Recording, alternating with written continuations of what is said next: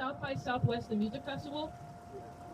So essentially, Auditorium Shores is a big concert venue. It's not just a park for off-leash dogs and people in yoga gear listening to their overpriced headphones. It's also a giant music venue. So South by Southwest, there wasn't a lot of buildings. There was a lake, but the lake was not clean. Lady Bird Johnson was like, we need a clean lake.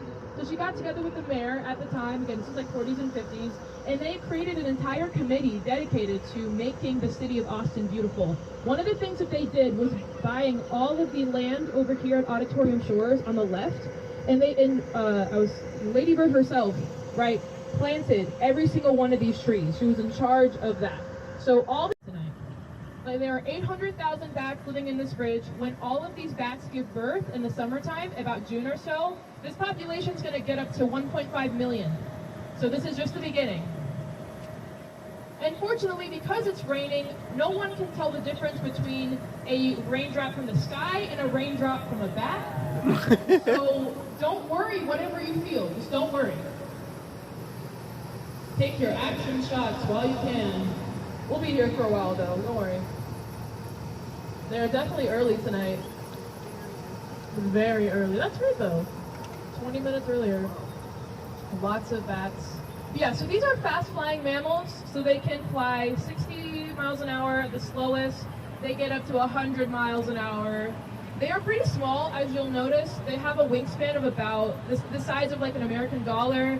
They weigh a few quarters, so they're very small little guys. They're very cool. They have not always lived in this bridge though, believe it or not. These bats moved in the early 80s. And at the time, people in Austin, what they're gonna get up to in Waterline Tower. They might go through some documents. Who knows?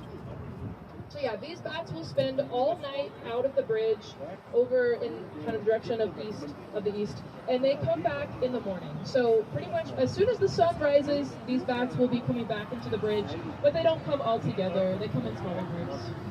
But yeah, so although this is a pretty big colony, the largest colony of Mexican free-tailed bat mothers actually live in San Antonio. There's a cave in San Antonio with 20 million of these guys. So this is, you know, a very small percentage of that colony. And some people ask me about the male bats. The male bats in these species don't really like to hang out in big groups. They like to hang out in groups of a few thousand. So an example would be Fredericksburg. There's a male colony of Mexican free-tailed bats in Fredericksburg, which is really cool. But yeah, so there's lots of colonies all across the world, especially in America.